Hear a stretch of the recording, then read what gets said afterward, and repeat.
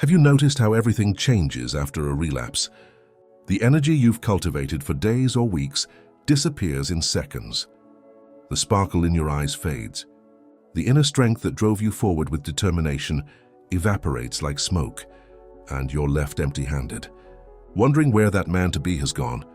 While you were accumulating energy, the world treated you differently. You were looked directly in the eye and felt crystal-clear mental clarity.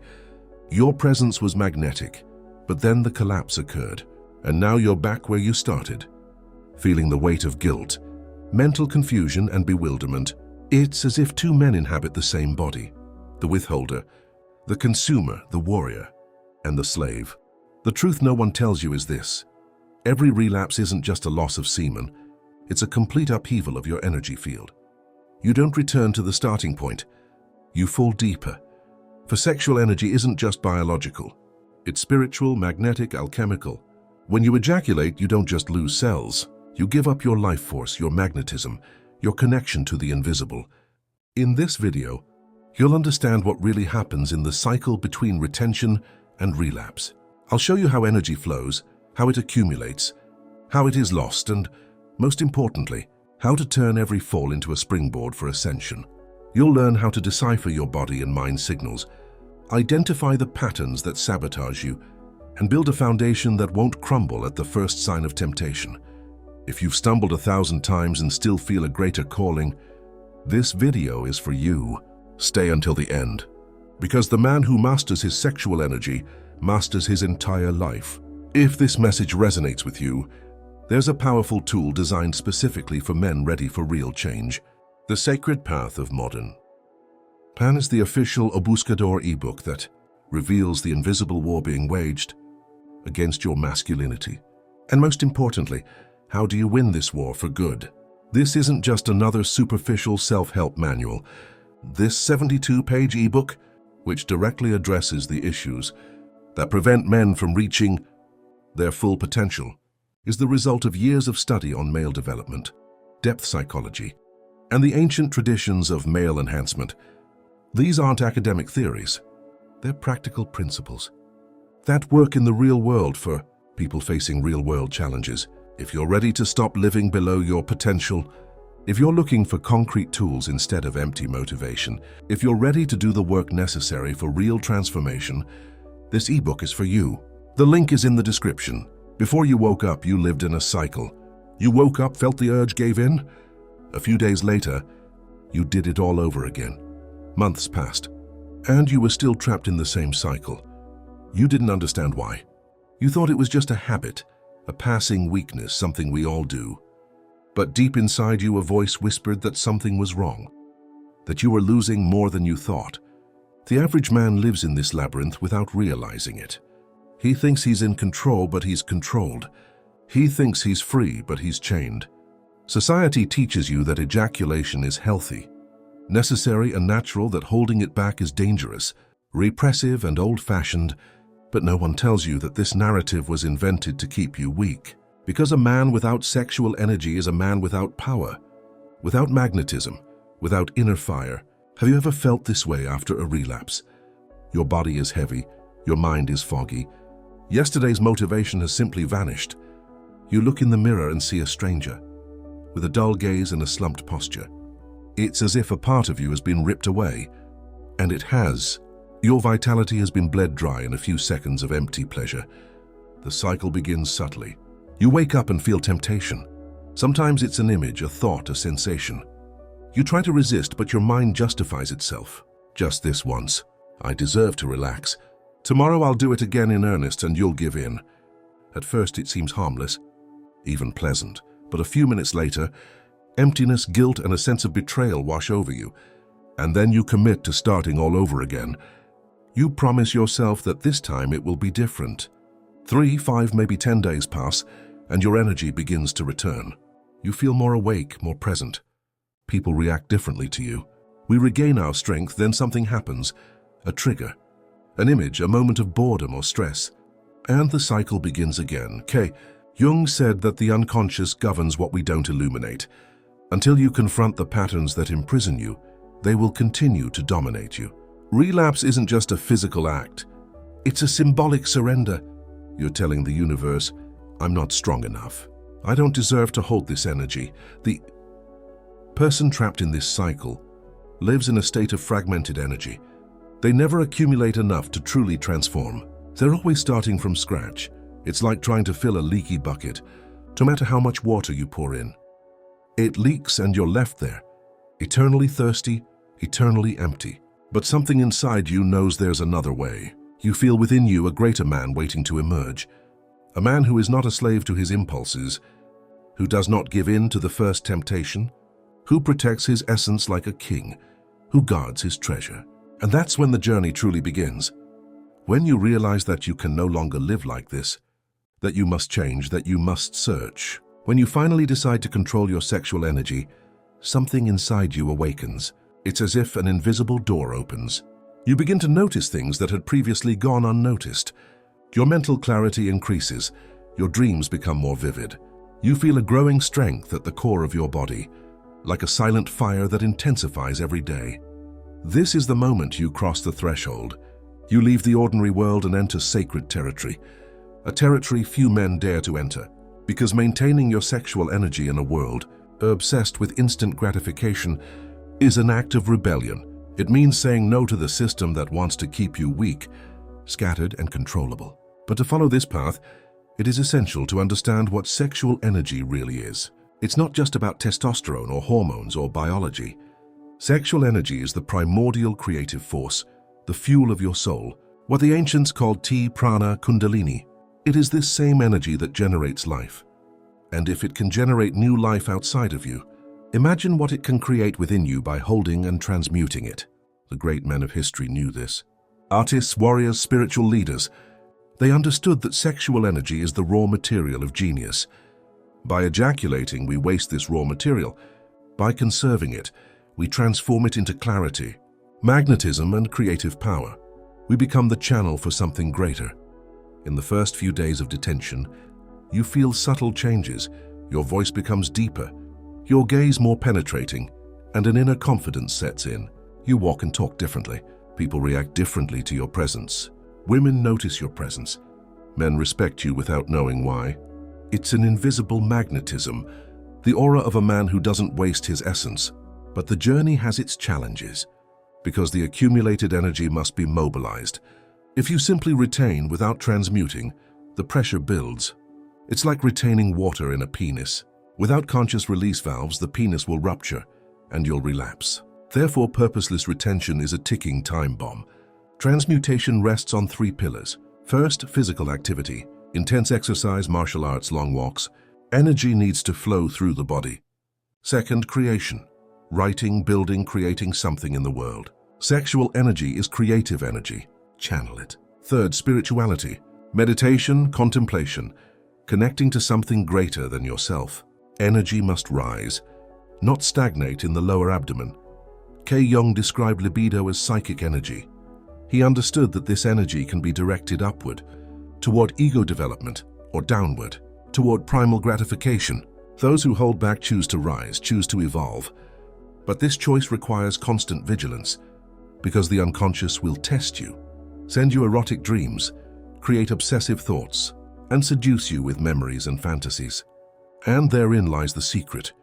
Temptation is not your enemy. It is yours, master. Every resistance strengthens your will. Every transmutation strengthens you.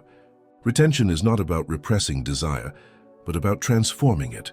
It is alchemy. You take the initiative from animal instinct and transform it into the gold of awakened consciousness. When you understand this, the path changes. You no longer struggle with yourself. You collaborate in your own evolution. You become your own mentor, the warrior who trains daily, the alchemist who transforms raw material into refined essence. The moment you decide to persevere, the universe tests you, not to destroy you, but to strengthen you. It's as if invisible forces want to know, do you really want it? Are you willing to pay the price? For self-control is not for the weak. It is reserved for those willing to face their own demons. The first tests are physical. Your body, accustomed to relaxing, begins to exert pressure. You wake up with intense morning erections, a feeling of heat in your lower abdomen, and your mind becomes obsessed with sexual thoughts. It's as if your entire nervous system is screaming, "Free yourself. Free yourself now." But you know it's just the old pattern trying to reassert itself. It's the ego screaming before it dies. Then the emotional trials arrive. You feel unjustified anger, irritation, and anxiety. The pent-up energy awakens the deeper layers of your psyche. Jung called this a confrontation with the shadow. Everything you've repressed, everything you've avoided feeling, begins to resurface. The repression isn't just physical. It's an emotional cleansing process, and it's painful. Very painful. Triggers appear everywhere. A movie scene, an advertisement, a woman passing by on the street. Your desperate mind looks for any excuse to make you relapse, and therein lies the danger. You begin to bargain with yourself. I'm just going to observe, I'm just going to fantasize a little. I won't go all the way. But every fallen man knows that these lies never work. The moment you open the door, impulse takes over with a vengeance. And then there's social proof. You go outside, you see your friends talking about sexual conquests, the number of women they've slept with. The whole culture revolves around casual sex, immediate pleasure, the consumption of the body. And there you are, holding on, transmuting, storing your energy. You seem strange, different. Some will judge you, others will challenge you. Few will understand you, but it is precisely at this moment that you discover who your true allies are. They are not those who encourage you to give up, but those who respect your path. They are the books you read, the practices you cultivate, the silence you maintain. Your allies are not external but internal. They are the discipline you develop daily, the vigilance you maintain over your thoughts, the clarity you achieve through resistance. But your greatest enemy is not external, it is within you. It is that voice that whispers in moments of weakness. The voice that tells you you're not strong enough, that one relapse won't change anything, that you can start all over again tomorrow. This voice is your inner saboteur and knows all your weaknesses. It knows exactly when to strike. When you're tired, stressed, lonely, bored, temptation never comes when you're strong. It comes when you're vulnerable. That's why restraint requires a structured life. We cannot leave a void, because it is in the void that momentum takes root. We must give meaning to our day, fill it with movement, creation, and presence. The more concrete we build something, the less room there is for temptation. And when temptation arises, and it always does, we don't fight it brutally. We observe it, we acknowledge it. We say, "I see you. I know who you are, but I choose another path." For temptation only has power if you try to repress it. When you accept it as part of the path and consciously decide not to follow it, it loses its hold. The trials never end, but each time you overcome them, you become stronger. Your will strengthens, your magnetism increases, and you realize that the path is not about never feeling desire again. It is about transforming desire into something greater. It's about mastering yourself. There's a point on the path to self-mastery where you reach your deepest abyss, a dark place that few men dare to explore. It's the cavern of your own shadow, the territory of the unconscious where fears, shame, and unresolved trauma reside. And withheld sexual energy has an alchemical function. It illuminates this abyss. When you accumulate energy for weeks, it doesn't stay in the body. It seeps deep into the psyche. It awakens dormant layers. Suddenly old memories resurface. Feelings buried for years resurface. We remember humiliations, rejections, times when we felt small, weak, unwanted. Energy cleans up and cleaning hurts. Carl Jung taught that there is no transformation without integrating the shadow. The shadow is everything you deny within yourself. The violence you repress, the anger you swallow, the insecurity you hide behind a mask of confidence, the lust you judge as sin. If you don't look at these aspects with compassion, they will sabotage you. And relapse is always a hidden saboteur. Many men relapse just as they are about to make a breakthrough, when their pent-up energy is about to transform them into something greater. But before this transformation, you must face the invisible. You must face what is hidden. You need to see the aspects of yourself that bother you, the fantasies you've never confided in anyone, the impulses you consider base. And instead of judging them, you need to accept them as part of the human process. The hidden cave isn't a place in the literal sense. It's a state of consciousness. It's that moment when late at night, you're alone and all your inner demons visit you. Loneliness weighs heavily, desire burns, Your mind creates vivid scenarios that try to pull you back into your old patterns, and you realize you're not fighting the outside world, but parts of yourself that want to keep you prisoner. This is when many give up, because facing the shadow is terrifying. It is easier to relapse and return to the anesthesia of empty pleasure. It is easier to stay in the cycle than to cross the abyss. But men who reach the afterlife are transformed, for they saw the worst in themselves and did not run away. They saw the monsters within themselves and did not allow themselves to be devoured. The shadow also carries power. Jung said that by integrating the shadow, we rediscover the energy that served to repress it. Imagine spending years repressing your anger, your sexuality, your fears. All this repression consumes your life force. When you finally accept these parts, the energy is released, not as a destructive explosion, but as a transmuted force and integrated power. Therein lies the truth that no one talks about. Repressing yourself without being aware of it is dangerous, because if you simply accumulate energy without dealing with your trauma, without confronting your shadow, without integrating your fragmented self, the pressure will explode in destructive ways. You risk becoming angry, aggressive, obsessive, projecting your shadow onto others, or sinking into fanaticism or unhealthy repression. Therefore, the path of retention is inseparable from that of self-knowledge. One must emerge from the cave, explore what is hidden, accept one's imperfection, not conform to it, but consciously transform it. For true transmutation only occurs through absolute honesty toward oneself. And when you walk through the cave, when you face your demons without running away, something changes forever. You are no longer the same. You have integrated your shadow. You have regained lost fragments of your soul. And now the energy you hold is no longer just physical. It is spiritual, it is whole. You have become whole. Everyone who takes the path of retention reaches a critical point, a moment when everything is at stake. When the temptation is so strong that it seems impossible to resist it. When the body screams, the mind pleads, and every fiber of the being wants to give in. This is the moment of the ultimate test, the moment of death or rebirth. Relapse, when it occurs at this stage, is not just a failure. It is a symbolic death. It's the death of the man you are becoming. All the days of discipline, all the hours of inner struggle, all the accumulated energy vanish in a few seconds, and all that remains is emptiness, an emptiness so deep it feels like a black hole in your soul. You look at yourself and don't recognize the man you see, for the emerging warrior is dead, and in his place remains only the ghost of what might have been. But therein lies the paradox. Death can be the beginning of a rebirth. Relapse can be the best lesson if one knows how to listen. For after falling from the greatest point, after feeling the brutal impact of the fall, two options are open to you. Either you surrender, accepting your incapacity, or you rise again with a new determination, forged in pain, humiliation, and direct confrontation with your own weakness. Jung spoke of anigredo, the dark phase of alchemy. This is the moment when everything must die so that something new can be born.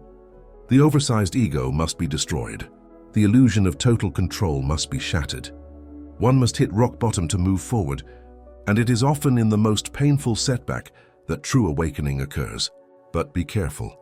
There is a difference between a fall that teaches and a fall that enslaves. A fall that teaches occurs when, even in free fall, we remain conscious. We observe what led us there. We identify the trigger. We perceive the pattern. We don't get lost in destructive reproaches, but use the pain as fuel to rebuild ourselves stronger. A fall that enslaves occurs when we fall and give up. When we say, "Since I have fallen, it doesn't matter." And then we fall again and again, until there are no more falls, only resignation. He who is reborn from supreme approval is no longer he who entered it. He bears scars, he bears wisdom, he bears humility. He knows that the path is not linear, that there will be falls, that perfection is an illusion. But he also knows that every time he gets up, he is stronger, more aware, better prepared for the next battle. And there is another side to the final test, the one where one does not succumb, that moment when the temptation is absolute, but one resists when the body trembles. The mind screams, but the will remains unshakable. This is the moment of rebirth, the moment you prove to yourself that you are stronger than you imagine, that the man within you is a titan, that you can face hell and come out alive. When you overcome the ordeal and don't give up, An alchemical transformation occurs. The energy used to fight temptation is transformed into pure power. You feel a crystal clarity, an unwavering presence, a strength that emanates from you like an inner sun. Others perceive it. The universe reacts. Doors open. Opportunities appear. Because you have become a magnetic man, a man who has mastered himself. Supreme approval is not optional. It will come. The only question is, will you die in it or will you be reborn through it? Will you use pain as an excuse to give up or as a means to transcend? For the hero is not the one who never falls, but the one who, even when fallen, always rises again. After crossing the abyss, after dying and being reborn, man reaches the treasure, the reward. And it's not external. It's not social recognition. It's not money. It's not success. The reward is internal. It's the reconquest of self. It's the power that was always within you, but which was latent, dispersed, wasted. Now it's awakened, concentrated, it's yours. The sexual energy retained and transmuted becomes pure magnetism. You walk into a room and people notice you without you even having to say a word. Your gaze is weighty, your presence is dense. There's something about you that communicates strength, determination, dominance. It's not arrogance, it's certainty. The certainty of a man who knows his power and doesn't need to prove it to anyone. Your mind operates on another level.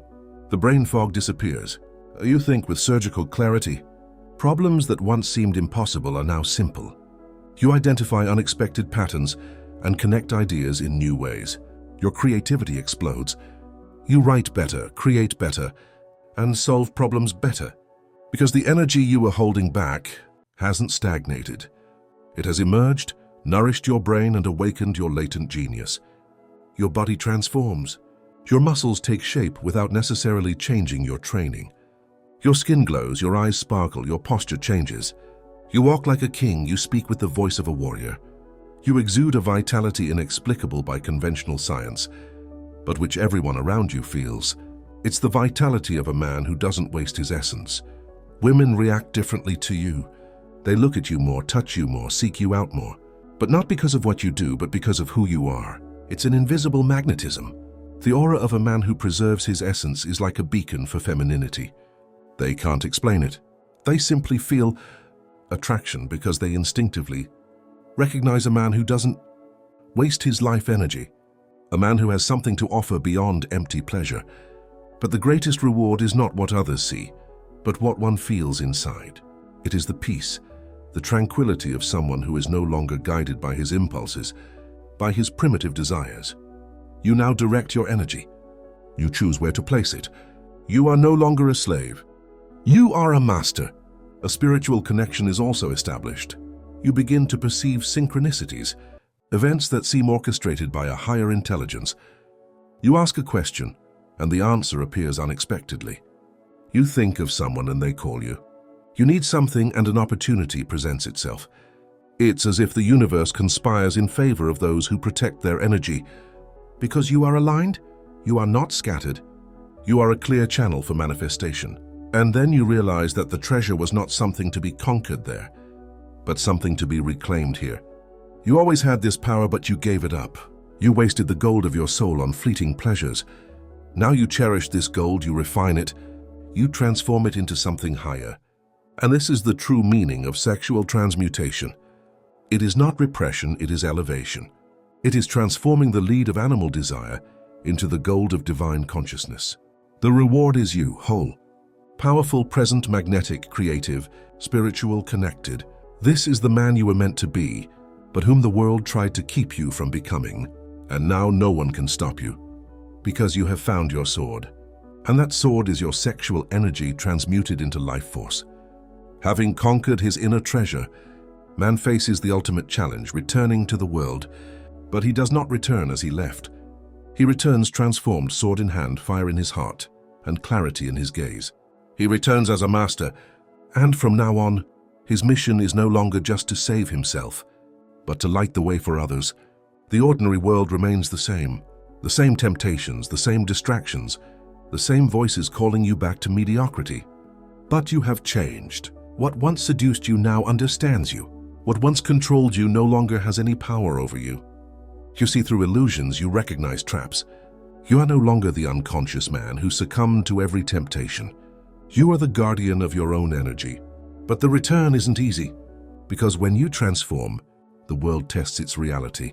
New challenges arise, new temptations disguised as opportunities. Women who once ignored you now seek you out. Once insurmountable situations present themselves to you. And you must decide, will you use this power to serve your ego or for something greater? A man who has truly chosen the path doesn't use his magnetism to accumulate successes. He doesn't need to prove anything. He needs no external validation. He knows who he is and uses his energy to build, create, lead, and inspire. He becomes a beacon for other men still, lost in the labyrinth of empty pleasure and distraction. And therein lies the elixir he brings. The wisdom that true masculine strength lies not in the number of women won or the money amassed. It lies in self-control, protecting one's essence, and transforming one's sexual energy into genius, magnetism, and creative power. The transformed hero understands that restraint is not an end in itself, but a means, a way to awaken the inner titan, access higher states of consciousness, and build something real in the world. He doesn't hold back simply to feel superior. He holds back because he's discovered that his sexual energy is the fuel for his life's mission. And he won't waste that energy on short-lived pleasures. But he's also learned compassion, for he remembers the times he was lost, the repeated falls, the incomprehension of his inability to stop. So he doesn't judge the men still in the cycle. He reaches out to them. He shares what he has learned, not with arrogance, but with the humility of one who knows that the journey is endless, that there will always be new levels of mastery, new layers of darkness to integrate, new trials to overcome. To return is also to accept that one will never be completely safe. That vigilance must be eternal, that a moment of inattention can bring us back to the abyss. But now you have the tools, the awareness, and the experience. You know how to recognize the signs before you fall. You know when you're vulnerable, when you need to withdraw, rest, and strengthen your defenses. And most importantly, you've discovered that a relapse isn't the end. If you fall, you know how to get back up. You know that a fall doesn't erase all the ground you've traveled, that the pain of a relapse can serve as fuel to rise even higher, that the important thing is not to never fall, but to always get up, to always start again, to always search. The transformed person becomes an eternal seeker. He never stops evolving, transmuting, and rising. And his mere presence in the world is already an invitation to other men, a silent invitation that says, there is another way. You don't have to be a slave to your impulses. You can be free, you can be powerful, you can be yourself in your highest form. Thus, the hero's journey is complete, but it never truly ends, for each day is a new choice. Each morning a new beginning. Each moment of temptation, a new opportunity to choose transmutation over dispersion, power over pleasure, light over darkness. And through this daily, constant and unwavering choice, man becomes immortal. Not physically, but spiritually.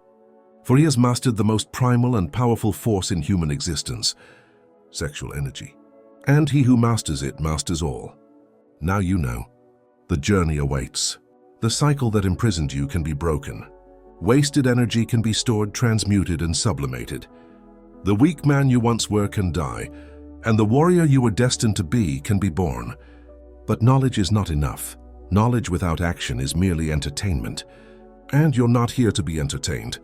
You're here because something inside you is crying out for transformation. Because you feel like a sleeping titan in your soul. Because you can't stand living like a slave anymore. So I ask you, what will you do now? Will you close this video and return to the cycle? Will you wait another day, another week, another year to begin? Or will you make the decision right now, in this very moment, to stop wasting your energy? If this video touched something deep within you, if you felt that these words, the man you truly are, has been contacted, so do 3 things now. First, subscribe to the channel, because this journey doesn't end here. More videos, more reflections, more provocations, and more truths that will awaken you await. This channel is for men looking for love, and you are one of them. Second, go to the comments and write one word. I choose the path of mastery. Because by declaring it publicly, you are making a pact with yourself. You are telling the universe, I choose the path of mastery. and that declaration has power. Third, share this video with a man who needs to hear it. That lost friend, that scattered brother, that acquaintance you know is trapped in the cycle. Don't explain, just send the link, because sometimes a man just needs a spark to awaken. And this video can be that spark. The journey is yours, the power is yours, the choice is yours. Master or be mastered, transmute or be absorbed. Ascend, hold, seek. The path is open. The hero waits to awaken, and that hero is you.